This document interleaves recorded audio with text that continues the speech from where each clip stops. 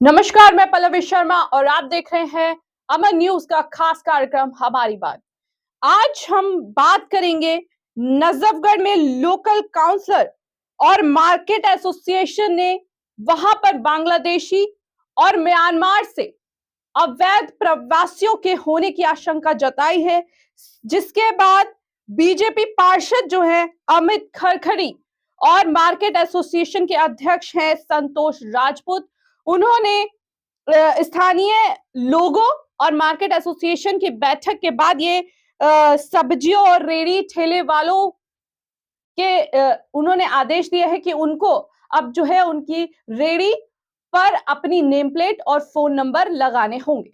इसी पर चर्चा करने के लिए आज हमारे साथ तमाम मेहमान जो है वो जुड़ चुके हैं। हमारे साथ मेरे सहयोगी एमए बर्नी दिल्ली से जुड़ चुके हैं, साथ ही ओखला से हमारे साथ कदीर कुरैशी जी जो है वो जुड़ चुके हैं। मेरठ से हमारे ब्यूरो चीफ मोहम्मद शाकिब जुड़ चुके हैं। तो आइए इस मुद्दे पर चर्चा करते हैं और जानते हैं कि देश की सुरक्षा आखिर किन हालातों में है और उस पर सवाल निशान हमारी एजेंसी जो देश की है उस पर भी जाता है। जिस तरह से नजफगढ़ में ये आशंका जताई जा रही है कि वहां पर रोहिंग्या और बांग्लादेशियों के होने की आशंका है, तो आप इस पर क्या कहना चाहेंगे? मैडम, हो सकता है उनको जानकारी हो बता रहे, लेकिन हमारी जानकारी में कोई ऐसा ओखला मंडी के अंदर आदमी नहीं है। ओखला मंडी की बात नहीं है, नजफगढ़ में जो मंडी है वहां पर स्थानीय पार्षद और मार्केट एसोसिएशन ने दावा किया है। बिल्कुल, क्या होगा, बिल्कुल उनको जानकारी होगी तभी दावा कर रहे हो। अमर न्यूज के संपादक हैं एमए बर्नी साहब, वो भी दावा कर रहे हैं कि ओखला के अंदर भी है जी, और उन्होंने तो पक्के सबूत दिए। इसमें नाकामी पुलिस की है, सरकारों की है। इसको पुलिस को कह रहा है ये अगर संज्ञान में आ गया तो इस पर कार्रवाई करनी चाहिए। जी, कावड़ यात्रा इस साल की आपको याद ही होगी, उसके दौरान उत्तर प्रदेश सरकार ने ये फैसला लिया था कि वहां पर जो दुकानें हैं रास्तों में उन पर लोग जो हैं विक्रेता जो हैं वो अपनी नेम प्लेट लगाएंगे। ऐसा ही एक इस कदम उठाया गया है नजफगढ़ मंडी की एसोसिएशन द्वारा। कितना सही मानते हैं इसे? मेरे हिसाब से तो मैडम ये अगर तो इस तरह की हरकत कर रहे हैं वो, तो ये मुसलमानों को टारगेट कर रहे हैं। ये रोहिंग्या की आड़ में यूपी के हैं, तुम्हारे बिहार के हैं लोग, उनको टारगेट करे जा रहा है।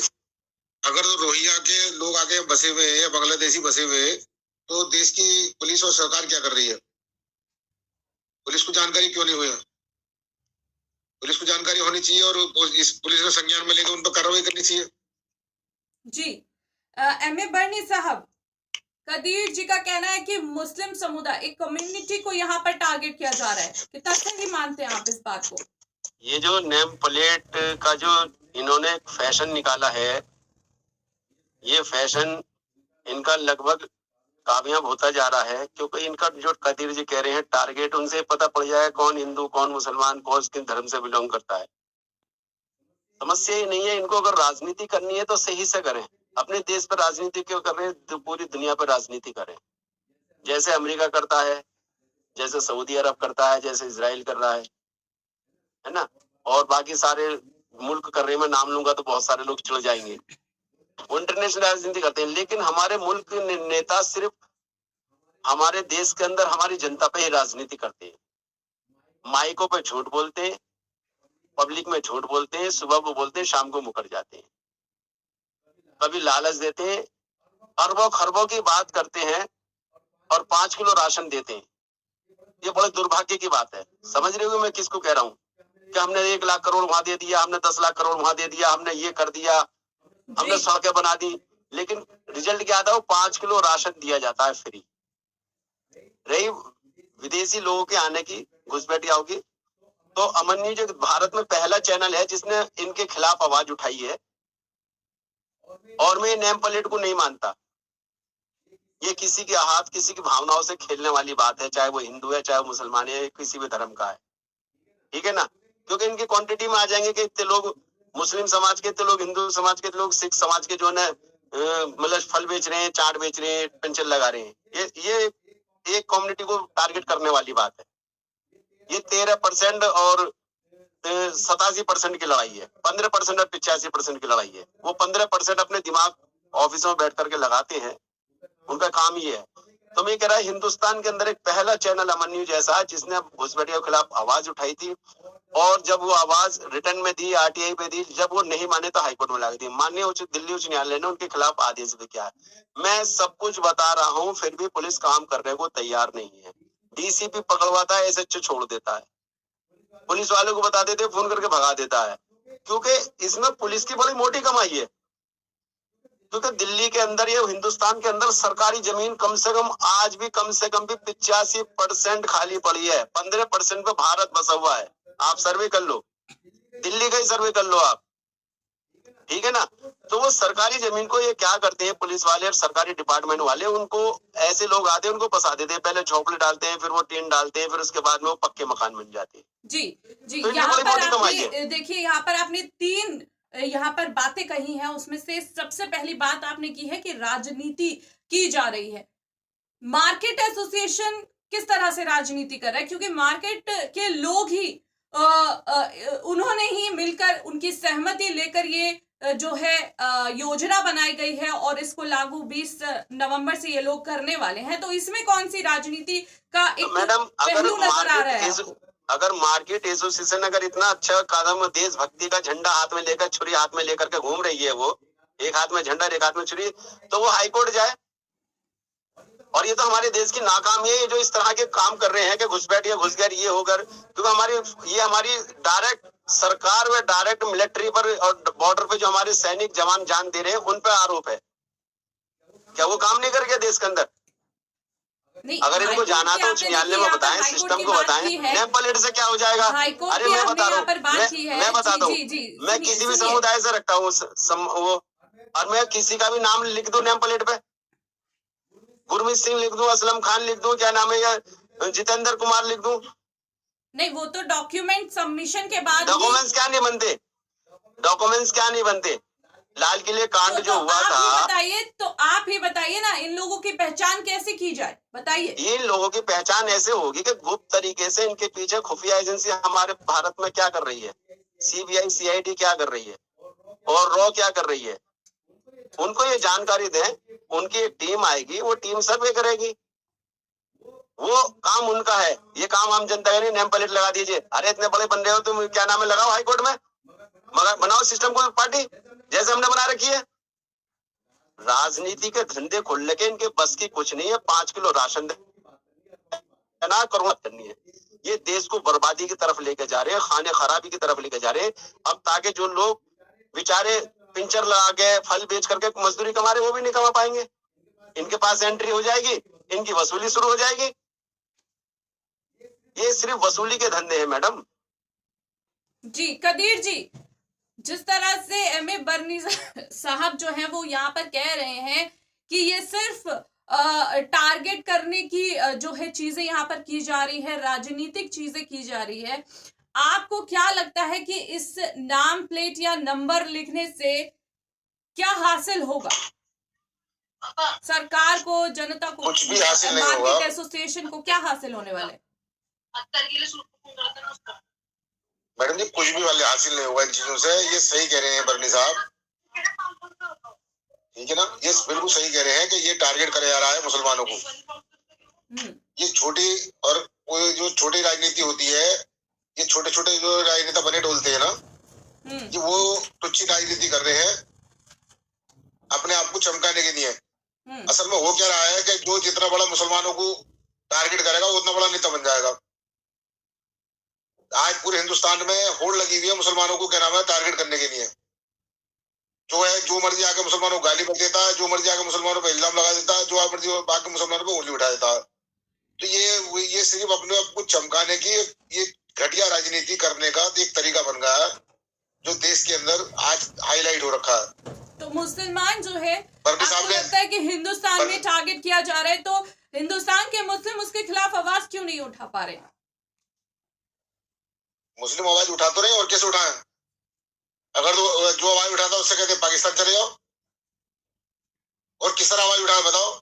हर हर मौके पे आवाज उठाई जा रही है, हर मौके पे बोल रहे हैं, जो हमारे बड़े बोल रहे हैं वो आवाज उठा रहे। और ये जो नेता बने ढूंढ रहे हैं, जो आज नेम प्लेट लगाने की बात कर ले, पहले तो इनका ही सिलसिला देखा जावे कि ये है कौन, ये है कौन लोग।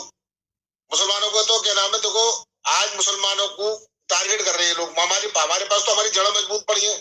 तुम लाल किला उठा के देख लो, जामा मस्जिद उठा के देख लो, ताजमहल उठा लो, कुतुब मीनार उठा लो, ये हमारे बड़े बूढ़ों की निशानी है। और हमारे बड़े बूढ़े क्या नाम है, दफन है। ये जो लोग उन्हें उठा रहे हैं हम पे, पहले इनका तो सिलसिला देखो कि ये कौन लोग है, कहां से आए हुए, ये हिंदुस्तानी है भी या नहीं है। जी, ये यहाँ पर सवाल सवाल हिंदू मुस्लिम का नहीं है। यहाँ पर देश के अंदर जो बाहर बांग्लादेश और म्यांमार जैसे देशों से लोग इंडिया भारत में प्रवेश कर रहे हैं अवैध तरीके से, उन लोगों का सवाल है। मैं मोहम्मद शाकिब के पास जाना चाहूंगी। मैं आपसे एक बात और कहना चाहूंगा, आपको शायद पता नहीं है, ये हिंदुस्तान जो है ये अखंड भारत देश था, और ये आजाद है। ये अभी कोई राष्ट्र नहीं बना कि ये हिंदू राष्ट्र है, मुस्लिम राष्ट्र है। ये आजाद देश है, यहाँ कोई भी आ सकता, कहीं से भी आ सकता और कहीं भी जा सकता। ये संविधान में अगर तो हिंदुस्तान के अंदर कोई आदमी तरीके से तो दूसरे देश के लोग किसी दूसरी कंट्री में नहीं जा सकते है ना सर। हम लोग नहीं आएंगे, वीजे से आएंगे, पासपोर्ट लेकर आएंगे, क्यों नहीं आएंगे? इलीगल तरीके से वो किस तरह आ रहे हैं, आपको कैसे मालूम पड़ा? इलीगल तरीके से अगर तो बॉर्डर पर फौज लगी हुई हमारी, या हमारी जितनी भी एजेंसी है, 14 एजेंसियां काम कर रही है हमारी, वो सब बेकार है। नहीं सर, इन्हें उठाई गिरे नेताओं को पता पड़ा। यहाँ पर जैसे बर्नी साहब ने भी बोला, अमन न्यूज ने भी उन लोगों के खिलाफ दिल्ली हाई कोर्ट में PIL और केस फाइल किया है, जो भारत में इलीगल तरीके से रोहिंग्या और बांग्लादेशी यहाँ पर पाए गए हैं, जो अभी भी यहाँ पर रह रहे हैं इलीगल तरीके से। वो इलीगल जिस तरह से चोरी डकैती इन सब एक्टिविटीज में भी कहीं ना कहीं इन्वॉल्व है। आप बर्नी सर इस बारे में आप क्या कहना चाहेंगे? देखिए इन्होंने सवाल उठाया है कि आप कैसे कह सकते हैं कि वो लोग इलीगल हैं। पहले तो हम ये खुलासा करना चाहते हैं कि हमने जो लगाया है वो ये लगाया कि हमें घुसपैठियाओं को सरकारी जमीन पर घुसा करके लोग पनाह दे रहे हैं। उन लोगों के खिलाफ लगाया हमने जो उनको पनाह दे रहे हैं। उसमें बहुत जो देश की सरकार चला रही है उनके भी लोग जुड़े हुए हैं। उन्होंने बाउंड्री करा रखी है, झंडे लगा रखे हैं पार्टी के जमुना के किनारे। आप जाके सर्वे करिएगा, सारे वो वहां पे बसे हुए, लेकिन उनके पास ठप्पा मोहर लगा हुआ है सरकार का, इसलिए उस पर हाथ नहीं डरला। उनकी पहले छानबीन करो ना। जिनकी बात कर रही हो भारत के बड़े बड़े नेताओं को मैं कहता हूँ आप उनकी छानबीन करिए, वो भी विदेशी निकलेंगे। निकलेगा तो भारत में सिर्फ मुसलमान ही हिंदुस्तान का निकलेगा, क्योंकि मुसलमान हिंदुस्तान से नहीं गया। ये जो अपने आप को दावा ठोक रहे हैं ना, इनकी सृजन उठा करके देखिए, आप किसी का भी उठा के देख लीजिए। मैं पूर्व क्या नाम है बीजेपी के राष्ट्रीय अध्यक्ष आडवाणी जी कहता हूँ, कहाँ के रहने वाले बताइए, और बहुत सारे नाम गिना दूं आपको। जी हमारे साथ मोहम्मद शाकिब जो है वो उत्तर प्रदेश से जुड़े हुए हैं। कल मैंने एक न्यूज देखी थी, जो गोविंदा जी के बारे में दिखा रहे थे टीवी पे कि गोविंदा जी पाकिस्तानी रहने वाले हैं, इनकी फैमिली, और कई न्यूज चल जो क्या नाम है अभिनेता है। आप किसी अच्छी एजेंसी से सर्वे कराइए, रॉ से सर्वे कराइए, पहले तो नेताओं का सर्वे कराइए ना, ये कहां से आए? जो सरकार चला रहे हैं, जो देश में बैठे, जो राज्य चला रहे हैं, उनके छानबीन कीजिए। विपक्ष में बैठे क्यों नहीं करते उनके सर्वे? क्योंकि परचून वाला, ठेली वाला, रेहड़ी वाला, फल वाला आप उसका गला पकड़ सकते हो। गरीब आदमी है, वो आपसे लड़ेगा या आप अपना पेट पालेगा, परिवार पालेगा? अरे गला पकड़ना पड़ोगा, पकड़ो ना। जी हम शाकिब जी से जवाब लेना चाहेंगे यहाँ पर। शाकिब जी, आप उत्तर प्रदेश मेरठ से हैं, और उत्तर प्रदेश सरकार ने इसी साल 2024 के अंदर ये नेम प्लेट का सिस्टम जो है वो चलाया था। उसके बाद किस तरह की स्थिति आपको देखने को मिली, उसके बारे में बताइए। मैडम, सबसे पहले तो आपको बताना चाहूंगा, जिस टाइम पे वाला मामला चला था नेम प्लेट वाला, उस टाइम खूब दंगे हुए थे। खूब जितने भी मुसलमान है इन्होंने पता लगाने के लिए लगाए थे कि कौन मुसलमान है कौन हिंदू है। एक रोड भी बंद कर दिए गए मुसलमानों के, क्योंकि इस सरकार में केवल गुंडा राज चल रहा है। और लेकिन उसके बाद में कोर्ट है ना, हाई कोर्ट ने इस पे रोक लगा दी गई थी नेम प्लेट पर। जी लगातार ये तो मुसलमानों को केवल टारगेट बनाया जा रहा है और कुछ नहीं है। जैसा भी कदीर साहब ने कहा था कि सुप्रीम कोर्ट ने रोक लगाई थी। आपको यहाँ पर मैं सही कर देती हूँ, जिस तरह के हालात आप बता रहे हैं कि दंगे की स्थिति, लेकिन जब मामला देश की सुरक्षा का हो, ये तो चलिए अंदरूनी मामला था। मुस्लिम कम्युनिटी को जिस तरह से कांवड़ यात्रा के दौरान यहाँ पर मांस मीट इसको रुकावट के लिए यहाँ पर बोला गया था, रोकने के लिए। लेकिन अब देश की सुरक्षा का जो ये मामला है, बांग्लादेशी, रोहिंग्या, म्यांमार से यहाँ पर जो प्रवासी आ रहे हैं, उसको देखते हुए आपको क्या स्थिति लगती है? क्या ये सही है? ये तो मैडम सरकार की नाकामी है। लीगल तरीके से आए सब, इलीगल तरीके से कैसे आ रहे हैं? जब तक ये सरकार चाह रही जब तो आ रही है। सरकार के सरसर में काम हो रहे हैं और कुछ नहीं है। आप बिना परमिशन के कैसे चले जाओगे? जब आपकी सेटिंग होगी जब तो जाओगे। आपको कोई पासपोर्ट नहीं, कुछ नहीं, और आप एक देश से दूसरे देश में आगे रह रहे हो, तो फिर सेटिंग का तो खेल हो। सरकार की नाकामी है, इसे सरकार को ध्यान देना चाहिए इस मामले पर। जी मैं एक बात पूछना चाहता हूँ, कौन से देश का आदमी नहीं है? वो सब इलीगल तरीके से जाते हैं। नहीं, अभी देश में आदमी को मना कौन करता है? कोई नहीं, लेकिन लीगल तरीके से आए ना सब। हमारे देश पासपोर्ट बनवाए, सारी चीज बनवाए जब आए। हमारे देश के कई हजार बच्चे बांग्लादेश में पढ़ रहे हैं, तो वो बांग्लादेशी कहेंगे हिंदुस्तानी क्यों रह रहे? वो लीगल तरीके से आते हैं, लीगल तरीके से जा रहे हैं। ये लोग गलत तरीके से उनको कमेंट कर रहे हैं, गलत तरीके से उनको आवाज उठा रहे हैं। अगर इलीगल तरीके से आदमी देश में घुस रहा है, तो हमारे देश के अंदर की जो एजेंसी है, फौज है, रॉ है, बड़ी बड़ी एजेंसी है, तो ये बेकार बैठी है क्या?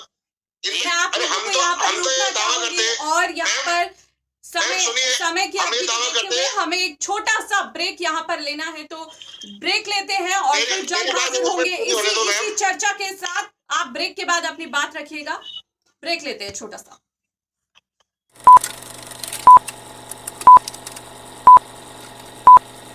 कदीर जी, किस तरह से इसको कहना चाहेंगे आप कि देश की जो सरकार है वो काम कर रही है और साथ ही दिल्ली के अंदर इस तरह की गतिविधियां जो है वो बढ़ रही हैं? कहावत है कि चोर चोर मौसेरे भाई, और तू ना कहे मेरी से और मैं ना कहूँ तेरी से। जी बाबा का काम होता है घंटा बजाना मंदिर में जाके, अब पार्षद का काम होता है नालियों की लैटरिन साफ करना, गंदगी साफ करना, सड़कों पर झाड़ू लगवाना। वाल्मीकि समाज को बुला करके क्षेत्र की सफाई कराना, ये पार्षद का काम होता है, ठीक है ना। वो पार्षद एक ऐसी राजनीति कर रहा है जो घिनौनी राजनीति है। उसको राजनीति करनी है तो उगला मंडी में आके करे, पता पड़ जाएगी। उसको राजनीति करनी है तो क्या नाम है, सीलमपुर मंडी में जाके करे, जो सीलमपुर के पास में मंडी है बॉर्डर पे लाल बाग में, वहां जाके करे। दिल्ली में लगती है वो भी। उसे राजनीति करनी है तो और बहुत सारी मंडियां वहां जाके करे, क्योंकि वो ऐसी ये जिस पार्टी से जिस सोच के लोग हैं, ये ऐसे लोग हैं कि ये क्या करते हैं, कमजोर को पकड़ते हैं और झुंड जैसे सुअरों का झुंड जाता है ना, ऐसे निकलते हैं सुअर के झुंड की तरह ये, और कमजोर आदमी को दबाते हैं। अरे उसको साथ देना था, मेरा देना साथ आकर के, मैंने लगा रखी हाई कोर्ट में, करे यहाँ पे आकर के काम, मैं देता हूँ उसको ये काम, उसका ज्यादा शौक है करने का। लेकिन वो टारगेट किसको कर रहा है? कमजोरों को। सेंसिटिव सुरक्षा का एक सेंसिटिव मुद्दा। अरे तो सुरक्षा के लिए वो है कौन? सर ऐसा क्यों हो जाता है कि देश की सुरक्षा का मुद्दा जो है वो राजनीतिक मुद्दा बन जाता है? वो जर्नल लग रहा है, कर्नल लग रहा है, क्या नाम है, क्या लग रहा है वो यहाँ का है कौन? वो उसकी पावर क्या है? उसकी पावर है नाली साफ कराना। मेरा सवाल ये है कि देश की सुरक्षा का ये मामला है, लेकिन ये राजनीतिक मुद्दा, इस तरह की चीजें जो हो रही हैं देश में, वो हर चीज राजनीति से क्यों जोड़कर देखी जाए? अबे मैडम, जिस पार्टी से तुमने नाम लिया, मैं नाम नहीं लूंगा, उस पार्टी के पास है क्या देने के लिए? थाली बनिया बट्टे बजाए, थाली पुजारी क्या नाम है घंटा बजाए, और थाली मुल्ला क्या नाम है बार बार माइक पे ऐलान कराए। इनके ये काम रह गए, इनके पास रोजगार देने को नहीं, इनके पास कुछ। अरे इसको राजनीति करने बड़े मुद्दों पे करे ना करके, क्यों नहीं कर रहा राजनीति? ये पलट से होगा क्या? मुद्दा देश में बेरोजगारी का है, इस पर कोई बोलने को काम क्यों नहीं कर रहा वो? इस देश के अंदर क्या नाम है नौजवान परेशान है, उस पर बोलने को राजी नहीं है, कारोबार नहीं है लोगों के पास, बोलने को राजी नहीं है। वो वोट नेम प्लेट लगाने से क्या हासिल करना चाहता है तो बताओ, और उसकी हैसियत औकात क्या है? बंडी साहब की तो कोई वैल्यू नहीं है। अगर तो ये पुलिस वाले चाहे तो उसे मारता हुआ घर से ले जाएगा। उसके खिलाफ एक पिटीशन डाल दी जाए, उसको जवाब देना भारी पड़ जाएगा। औकात क्या होती है बताओ तुम मुझे। मैं ये अपना सवाल दोहराना चाहूंगी, देश की जो सिक्योरिटी है, सुरक्षा है, उसका एक सेंसिटिव। सर देश की सिक्योरिटी सुरक्षा आप बात दोहरा रही हो बार बार, ये काउंसिलर से होगी, मंत्री बोलो तो बात समझ में आती है। जी मैं वही कह रही हूँ, ध्यान क्यों नहीं जा रहा है? चलिए पार्षद छोड़ देते हैं, लेकिन दिल्ली के अंदर सरकार है, अब आतिशी जो है वो यहाँ की सीएम है, वो लोग क्यों नहीं? सर ऐसा कुछ है नहीं, इसीलिए ये बताइए आप मुझे, अगर ऐसा कुछ होता तो देश के हमारे पीएम है नरेंद्र मोदी जी, जो इतने जागरूक है कि रात को 18 घंटे 24 घंटे काम करते हैं, तो क्या उनको पता नहीं पड़ती इस बात की? सोते ही नहीं है वो तो। को पता पड़ गई, प्रधानमंत्री को पता नहीं पड़ी, गृह मंत्री पता पड़ गई, हमारे देश के प्रधानमंत्री इतने काबिल गृह मंत्री है। तो आप कहना चाहते हैं कि देश के अंदर जो है बांग्लादेशी रोहिंग्या जो है वो नहीं है, अवैध तरीके से नहीं है। हमारी सरकारों को अगर तो होता तो हमारी सरकारों को पता होता, हमारी एजेंसियों को पता होता। इस काउंसिलर को क्या नाम उठाई गई, कहां से पता पड़ गई? ये बताओ तुम मुझे। ये इसे कच्चा चोर को, ये कच्चा चोर है, बोरियां चुराता है, उठाई गिरा आदमी, ये क्या नाम है, इसको इतनी बड़ी एजेंसी को पता पड़ गई। मैं चाहूंगी कि यहाँ पर लैंग्वेज जो है उसका थोड़ा ध्यान रखा जाए, इस तरह की शब्दावली आप प्रयोग नहीं कर सकते। एमए बर्नी साहब, यहाँ पर एक बड़ा सवाल जो है कदीर कुरैशी जी ने खड़ा कर दिया है कि देश के अंदर घुसपैठिए बांग्लादेशी रोहिंग्या है ही नहीं। मैम मैं आपको सारे जानकारी दे देता हूँ, सुनो, यहाँ पर सारे लोग हैं लेकिन लीगल तरीके से रह रहे हैं, वो इलीगल नहीं। एक मिनट में क्लियर करना चाहता हूँ, हमारे देश के अंदर जो भी है वो लीगल है। सर क्या मतलब होता है? मैं बताता हूँ चक्कर क्या है कि ये जो विदेश से सीमा पार करके आते हैं वो लीगल तरीके से आते हैं, उनका एक टाइमिंग होता है, 15 दिन, 1 महीना, 2 महीने, 6 महीने, लास्ट 11 महीने। 11 महीने के बाद में उनको अपने देश में वापसी जाना पड़ेगा, फिर चाहे वो 1 महीने बाद आ जाए या 2 दिन बाद आ जाए, फिर वो 11 महीने रह सकते हैं। लास्ट वीजा 11 महीने को आप पूरी दुनिया के कानून में, ठीक है जी। उसमें क्या होता है कि ये लोग जब एक टाइमिंग बॉन्ड आते क्या नाम है कानून के जरिए से, लेकिन वो जब उनका टाइम निकल जाता तो हमारी सरकार को सूचना नहीं देते, क्योंकि हमारी सरकार को तो गाय गोबर, एक तरफ तो गाय को मां मनवा रही है, उसके गोबर खिलवा रही है, पेशाब पिलवा रही है, और ऊपर से दूसरी तरफ वो स्लॉटर हाउस में गायों को काटने की परमिशन दे रही है। हमारी गाय को तो उससे फुर्सत नहीं है। धर्म हिंदू, प्रधानमंत्री, राष्ट्रपति हिंदू, सारे हिंदू, सब हिंदू, उसके बाद में हिंदू खतरे में है। हमारे देश के जो दुर्भाग्य की बात यह है कि हिंदू मुसलमान का जो इन्होंने बीज बोया है, ये हमारी आने वाली नस्लों सुधार ले तो सुधार ले, लेकिन हम लोगों में इन्होंने बहुत कोशिश करी, लेकिन ये बिगाड़ नहीं पा रहे हमारा कुछ जी। तो इन्हें तो इन चीज से फुर्सत है नहीं जी। तो अब समय को देखते हुए मैं बता रहा हूँ, तो वो क्या होता है कि ये लोग जब इनका समय पूरा हो जाता है तो ये हमारी सरकार को, ये जो हमारी विदेश विभाग है, विदेशी विभाग, तो उसको ये जाकर के वो नहीं देते इन्फॉर्मेशन, और ये चुपचाप जो है ना इलाका बदल करके और ये नाम बदल करके रहने लगते हैं। तो आए तो वो क्या नाम है कानून के जरिए से, अब लेकिन गैर कानूनी तरीके से रहे, जिसके खिलाफ हमने, अब उनको सपोर्ट कहाँ से मिलती है? उनको सपोर्ट हमारे भारतीय ही लोग देते हैं, हमारे लोकल के लोग। जैसे मैंने हाईकोर्ट में निशान चिन्ह करके बता रखा है, जो मौजूदा सरकार है उसका ये 2 आदमी है, नाम दे रखे मैंने उसमें। करे सरकार कानूनी कार्रवाई कर रही है, वो जमुना घेर करके उनको वहां पे बता रही है। करवाओ, वो पार्षद को भेजो ना मेरे पास। ये सब एक ढिगोसला है इनके पास, ना रोजगार देने के लिए ना कुछ है। ये सिर्फ ये उलझा के रखना चाहते हैं, लेकिन बहुत जल्दी जनता रोड पर आने वाली है। मैं भारत की जनता को ये कहना चाहता हूँ। मैं आखिरी सवाल सभी से मैं चाहूंगी कि वो कम शब्दों में इसका जवाब दे और इस चर्चा को फिर हम समाप्ति की ओर ले जाए। सवाल ये कि इस जो ये मुद्दा है, जो बांग्लादेशी रोहिंग्या इस तरह से देश के अंदर, आपने भी बताया कि अभी भी जमुना के किनारे बसाए जा रहे हैं, समाधान क्या है?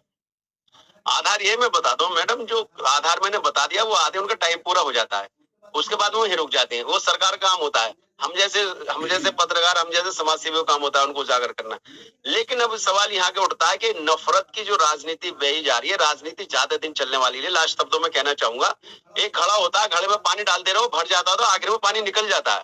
यहाँ पे आर्यन आए, वो मुंह की खा के गए, उन्होंने अपने आप को यहाँ पे जन भगवान क्या क्या बना डाले अपने आप को, है ना। यहाँ पे मुगल आए, उन्होंने किले बना डाले, ताजमहल क्या हमें तो जाना ही नहीं है, लेकिन उनकी नाम लेने वाले नहीं है। यहाँ पर अंग्रेज आए, ठीक है ना, वो इंडिया गेट से लेकर संसद भवन बना के चले गए। लेकिन यहाँ पर ये हिंदुस्तान है, हिंदुस्तान की जनता जब रोड पर उतर जाती है तो बड़े बड़े लोगों को देश छोड़ करके भागना पड़ता है, छुपने को जगह नहीं मिलती। ऐसे इन लोगों का नहीं होगा। ये जिनकी राजनीति, इनके हाथ में पावर है, सत्ता है, या चला रहे, जिस दिन ये सत्ता से उतर जाएंगे, आपको यकीन बता रहे, इनको जेलों में क्या, इनको कहीं छुपने की जगह नहीं मिलेगी। यही जनता मारेगी इनको। कदीर जी, आप क्या अपनी आखिरी शब्दों में क्या राय रखना चाहेंगे? इनकी छोटी सोच है, ये छोटे सोच के लोग हैं जो इस तरह की उंगली उठाते हैं। ये तो भारत देश के ऊपर उंगली उठाने के हम काबिल नहीं है, हम सक्षम है, पूरी तरीके से काबिल है। हमारे देश में कोई भी आदमी गैर कानूनी तरीके से नहीं घुस सकता, इस बात की गारंटी है हमारी। कोई भी, ये नहीं पाकिस्तानी हो, बांग्लादेशी हो, कोई भी देश का हो, वो हमारी सीमाओं के अंदर नहीं आ सकता। हमें फौज पर पूरा भरोसा है, हम बिल्कुल निश्चिंत होकर सोते हैं, क्योंकि हमारे देश की सुरक्षा के लिए फौज बहुत अच्छा काम करती है। जी शाकिब जी, फिर शाकिब जी। मैडम, ये तो अभी जैसा कदीर साहब ने बताया, परनी साहब ने बताया, ये तो सरकार के को है मामला, अन्य कोई ऐसा कुछ नहीं है। ये तो एक टारगेट बनाया जा रहा है, कुछ नहीं है जी। ये नफरत फैलाने की बात है, ये नफरत ज्यादा दिन नहीं चलेगी। जनता जाग चुकी है, रोड पे आने वाली है और भागने की जगह नहीं मिलेगी। अगर इनको काम नहीं करना है, ये सिर्फ ये दिखाना चाहते हैं कि लोग उलझे रहे, बस यही कहना है। ऐसा कोई मामला नहीं मिलेगा जी। झोला भी नहीं मिलेगा, झोला। तो यहीं पर हम खत्म करते हैं, फिर लौटेंगे आप लोगों के साथ एक नए मुद्दे, एक नई चर्चा के साथ। तमाम मेहमानों का हमारे साथ जुड़ने के लिए बहुत बहुत धन्यवाद। तो जैसा कि आपने देखा कि चर्चा के दौरान तमाम मेहमानों ने अपनी अपनी राय रखी है। कई लोगों का कहना है कि एक समुदाय को टारगेट बनाया जा रहा है देश के अंदर, जबकि मसला सिर्फ एक कम्युनिटी को टारगेट करने का नहीं है। देश की सुरक्षा को लेकर यहाँ पर यह सवाल है कि आखिर देश के अंदर घुसपैठिए कहां से आ रहे हैं और उन पर रोक क्यों नहीं लगाई जा रही है। साथ ही हमारे देश के जो एजेंसीज हैं, पुलिस फोर्सेस हैं, वो क्या कर रही हैं। तो आगे देखना होगा कि इस तरह के मसलों का हल कब सरकार करती है और नींद से कब जागती है। फिलहाल इस चर्चा में इतना ही। ऐसे ही मुद्दे को लेकर हम चर्चा करते रहेंगे।